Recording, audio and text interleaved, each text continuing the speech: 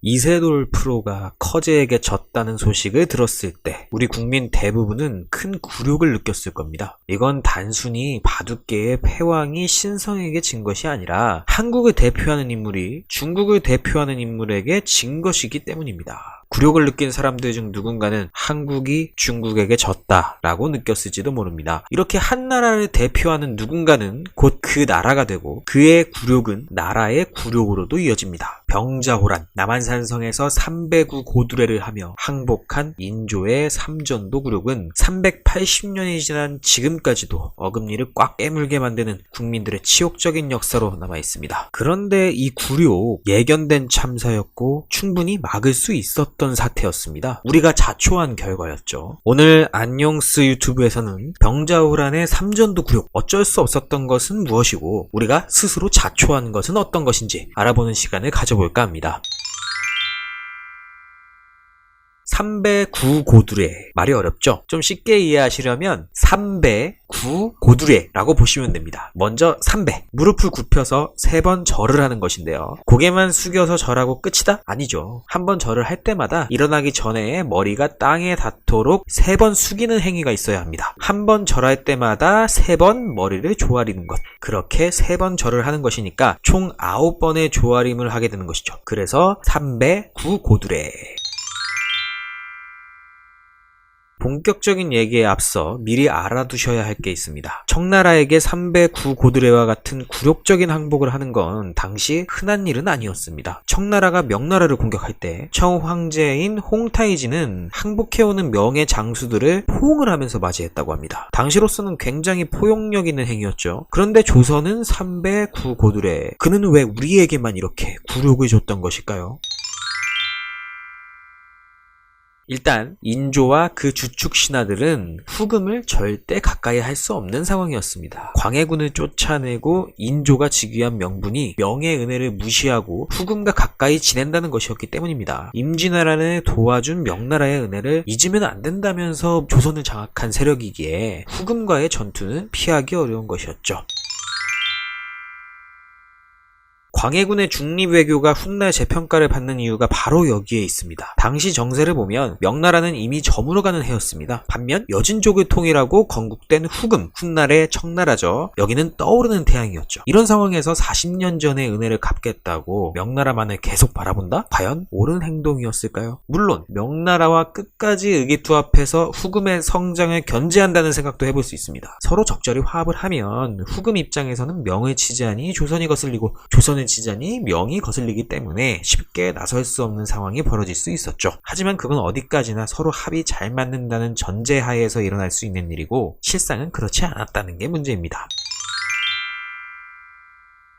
명나라를 숭배해야 한다고 즉위한 인조인데 명나라는 정작 인조를 인정하지 않았습니다. 이런 상황이 이어지면 인조의 입장에서는 정통성이 없기 때문에 언제 또 반정이 일어날지 모른다는 불안감에 시달릴 수밖에 없었죠. 그렇다 보니 명나라에 이리저리 이용만 당합니다. 사신이 올 때마다 극진한 대접으로 돈 쓰고 사신이 달라는 돈 다 주고 나중에 또 세자책봉 때에도 이런 일이 반복되면서 명나라는 조선을 빨아먹기에 바빴고 조선은 그렇게 재정 파탄의 길로 들어서서 국방에 대비할 여유가 없었던 것입니다. 인조 반정이 일어난 후 4년 동안 아무런 대비도 하지 못한 채 정묘호란을 맞이한 조선. 이때는 인조가 강화도로 피신하면서 후금의 군대가 더 이상 접근하지 못하도록 합니다. 그래서 후금은 금방 화친을 맺고 돌아갈 수밖에 없었죠. 그래 여기까지는 인조 반정의 명분 때문에 어쩔 수 없이 맞이한 전쟁이었다고 해도 이해를 합니다. 그런데 문제는 바로 이 이후예요. 이제 자칫하면 후금이 또 쳐들어올 수 있다는 걸 알았죠. 명나라는 우리를 도와주지 않는 것도 알았죠. 그럼 이제 형제관계도 맺었겠다. 적절히 눈치 보면서 조선이 잘 살아갈 방법만 찾으면 됐는데 조선은 그게 안 됩니다. 교훈을 얻었음에도 변하지 않았던 조선은 10년 뒤 병자호란이라는 또 다른 전쟁을 맞이하게 된 것입니다. 조선은 왜 국제정세에 맞춰 변하지 못했던 걸까요? 여기에는 명백한 조선의 실수가 있었습니다. 동몽선습이라는 당시 서당에서 아이들을 가르치는 교재가 있는데요. 이 교재에는 명나라에 대한 찬양과 영원성의 내용이 가득 가득하다고 합니다. 이러한 교재로 어렸을 때부터 교육받은 아이들이 커서 과거 시험을 보고 그런 애들이 출세해서 지금의 조선을 이끌고 있는 거죠. 그러니 뼛속까지 가득한 명에 대한 찬양이 어디 쉽게 사라지겠습니까? 여기 일례가 있습니다. 후금과의 형제관계를 맺은 후 후금은 국호를 청으로 바꾸고 홍타이지는 황제에 오르게 되는데요. 이때 조선도 사신을 보내서 즉위식을 축하했던 것으로 보입니다. 그런데 이 자리에서 모두가 절을 하는데 오로지 조선의 사신만 절을 하지 않고 꿋꿋하게 서 있었다고 합니다. 이들은 어떻게 됐냐고요? 문매를 맞고 돌아왔다고 하는데요. 이것이 당시 조선인들이 가지고 있었던 믿음이 얼마나 대단했는지를 보여주는 예라고 할 수 있습니다. 이들에게 황제란 오직 명황제 한 명인데 여기서 절을 하게 되면 두 명의 황제를 인정하게 되는 것이기 때문에 절을 할 수 없다는 논리인 것이죠. 이래서 조기 교육이 엄청 중요하면서도 무서운 겁니다, 여러분. 이때 홍차이지가 느꼈을 굴욕감은 어땠을까요? 조선에게만 3배 9고두레라는 가혹한 항복 조건을 내건 이유, 이제는 좀 선명해지시나요?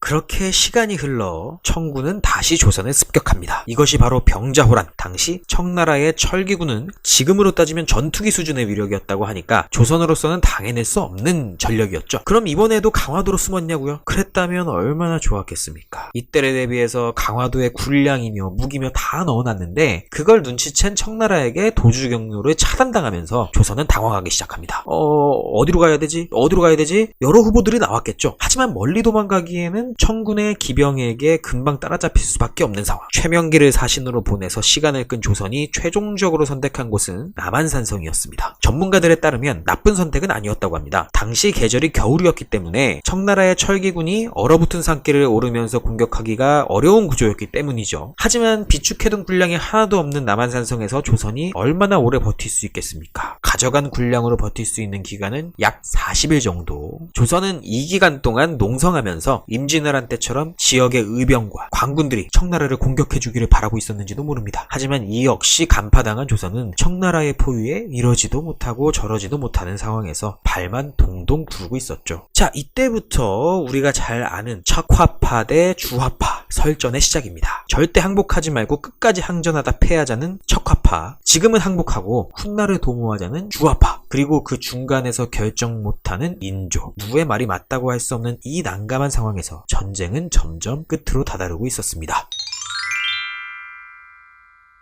척화파와 주화파가 대립하는 동안 청은 조선에 서신을 보내기도 합니다. 너네 포위됐고 이제 가망 없으니까 항복해 라는 뜻이겠죠. 그 내용 중에 왕의 동생과 대신을 인질로 요구한 적이 있는데요. 이때 조선에서 가짜 동생과 가짜 대신을 내보냅니다.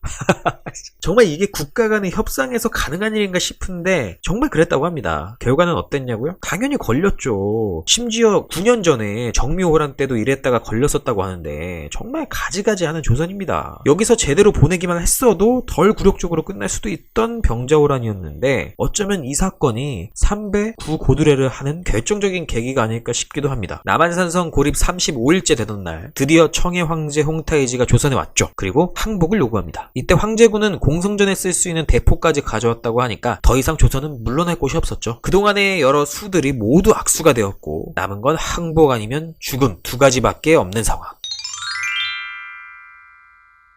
최명길이 썼다는 인조의 답서만 보더라도 이때의 상황이 얼마나 안 좋았는지를 보여줍니다. 대청국 관원 인성 황제께 글을 올립니다 라고 시작되는 이 서신은 이제 명나라를 완전히 버리고 청나라와의 군신 관계를 맺겠다는 굴복의 뜻이기도 했죠. 조선은 이 항복문서를 작성하면서도 마지막까지 왕의 출성만은 막아보려 했지만 청에게 거절당했습니다. 결국 선택할 수밖에 없는 출성과 3배 9고두레. 그렇게 인조는 삼전도에서 굴욕을 당하면서 병자호란이 막을 내리게 됩니다. 인조의 즉위부터 병자호란이 끝나는 시점까지 분명 청과의 전쟁은 피할 수 없었던 여러가지 어쩔 수 없는 상황들이 많이 있었습니다. 하지만 삼전도의 굴욕을 피할 수 있는 상황은 많이 있었어요. 조선은 그것을 전혀 준비하지 못했고 심지어 걷어차기도 했습니다. 전쟁이라는 태풍은 어쩔 수 없다 쳐도 그로 인한 주민들의 피해는 미리 대비해서 막았어야죠. 사고는 어쩔 수 없다 쳐도 구출할 수 있는 기회는 놓쳤으면 안 되죠.